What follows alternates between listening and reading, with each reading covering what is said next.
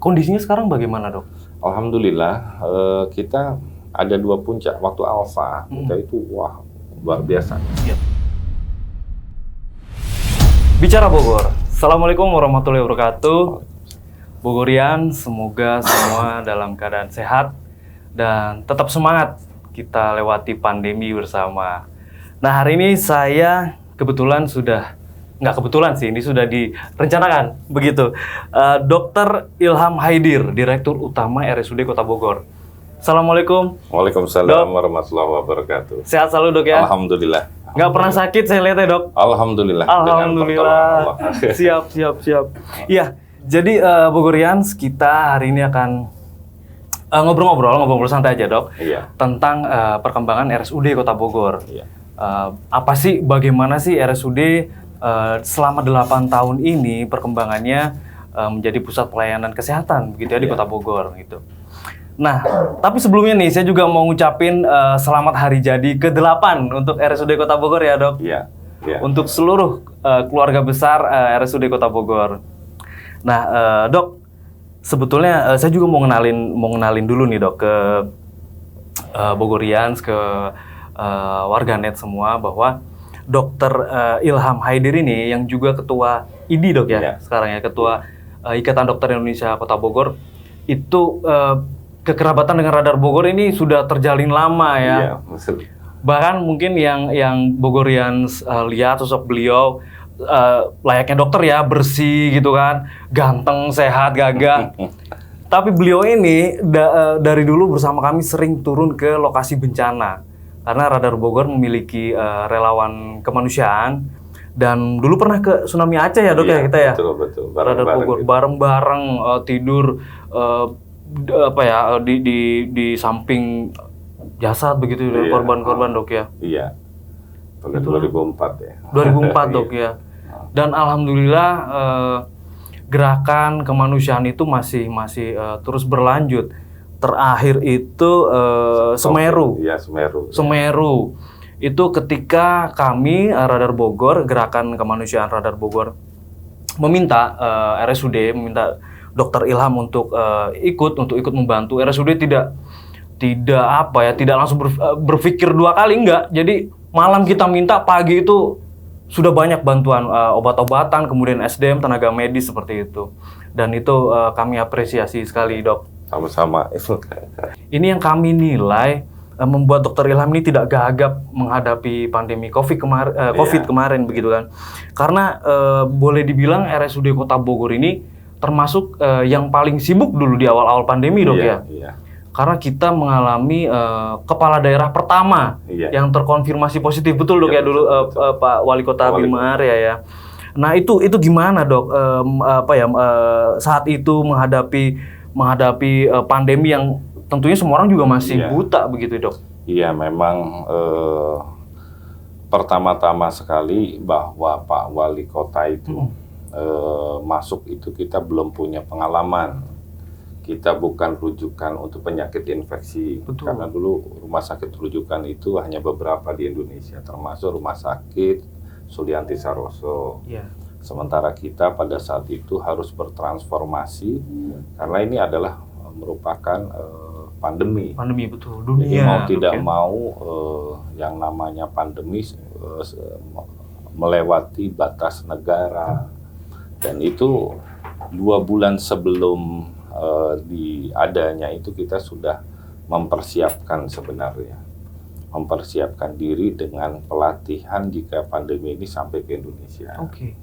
Jadi kita persiapkan dulu ambulans, tenaganya, kemudian kita persiapkan, kebetulan kita di Blok 3 itu ada kamar tekanan negatif. Jumlahnya itu ada 8. Dari 164 tempat tidur, itu tekanan negatif untuk infeksi memang khusus. Jadi kita persiapkan saja untuk 8 kapasitas, itu untuk 8 pasien saja awalnya. Begitu kita ada positifnya Pak Bima, kemudian berondong langsung dengan pasien-pasien yang lain. Itu memang mau tidak mau secara sarana pada saat itu yang namanya APD kita kurang, betul. namanya hazmat kita kurang, yang namanya face shield-nya juga kurang, handscoon dan lain sebagainya. Karena memang pada saat di awal itu kita harus berpikiran cepat untuk bisa bertransformasi menyesuaikan keadaan. Karena cepat banget tuh pertumbuhannya, termasuk dalam urusan kebijakan. Iya. Nah, kebijakan itu cepat oleh Pak Gubernur pada saat itu, Pak Ridwan Kamil, menunjuk rumah sakit dan yang termasuk pertama ditunjuk adalah selain Hasan Sadikin, Bandung, dan adalah di SKK-nya Rumah Sakit Umum Daerah Kota. Oke. Mau nggak ada pilihan lain, kita merubah dengan teknologi sederhana bagaimana supaya menjadi tekanan negatif yang diperlukan dengan berbiaya yang sesuai dengan budget kita pada saat itu. Nah, kemudian dari kondisi itu kan pada bingung ya pada awal-awal. Tapi saya menilai bahwa semua itu nggak bisa lepas dari kekuatan Allah Subhanahu Wa Taala. Yep. COVID ini telah membawa manusia pada proses adaptasi yang cukup cepat. Cukup cepat, betul. Ilmu berkembang cukup cepat, antar bidang disiplin ilmu cukup cepat, dan kita belajar harus cepat gitu. Yeah. Nah, RSUD alhamdulillah saya punya teman-teman di RSUD ini, insan RSUD itu termasuk insan-insan yang menurut saya bisa beradaptasi dengan cepat kondisinya. Mungkin itu. Sepakat. Nah, kemudian Dok, kondisinya sekarang bagaimana, Dok? Alhamdulillah kita ada 2 puncak. Waktu alfa kita itu luar biasa kan. Yep. Itu yang pertama. Waktu delta kita juga banyak dibantu sama Bapak Hazailin Sitopu dengan anak negeri ya, oksigen ya. Bantuan oksigen itu tuh benar-benar oksigen itu pada saat krisis itu. Nah, ini lebih gila lagi tuh. Pada saat itu pemakaian oksigen kita itu menjadi tidak terprediksi. Apalagi kita menjadi pusat sentral rujukan untuk COVID pada saat itu.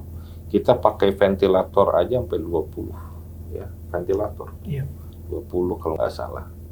Ditambah sama HFNC, high flow nasal cannula.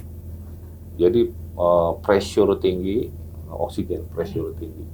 Sama NRM. Nah, pemakaiannya itu beda-beda ya. NRM itu 15 liter per menit.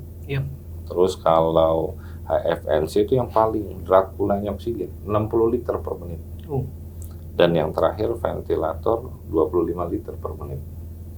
Nah, jadi pada pasien-pasien yang sudah berat kan dirujuk ke kita. Jadi biasanya kita pertahankan, kita pakai HFNC dulu, high flow nasal cannula, supaya cepat oksigennya itu masuk tinggi, tekanan tinggi, dan membaik memang cepat gitu. Tapi begitu kejadiannya cepat, naiknya grafiknya angka harian mencapai menembus sampai 1.800 dulu ya kalau nggak salah. Per hari dulu. Wah, itu benar-benar kewalahan kita. Karena sampai ngantri di jalan gitu kan. Sampai akhirnya kita bikin tenda, bikin rumah sakit lapangan dulu. Tapi kemudian Dok, gimana nih kalau untuk pasien, untuk warga Kota Bogor yang katakanlah yang rentan, di usia-usia rentan, kemudian mereka mau berobat ke RSUD, mereka jadi berpikir-pikir gitu, ini waduh aman nggak nih saya ke RSUD? Langkah-langkah RSUD apa sih, Dok? Jadi sebenarnya justru lebih nggak aman kalau yang nggak terkendali kan. Malah lebih nggak aman ke mall tuh, nggak ada screening gitu. Kalau di rumah sakit kan ada screening, ada namanya triase. Nah, apa nih triase? Nah, triase itu adalah pemilahan ketika gejala suhu meningkat, dianamnesa dulu. Begitu masuk, ada sekarang kan ada untuk penangkap suhu, ada gejala apa, ada batuk, pilek, dipisahkan. Oh, artinya sudah ada jalur-jalur berbeda begitu ya? Jadi itu juga yang menurut saya triase ini akan tetap dipertahankan di kala pandemi.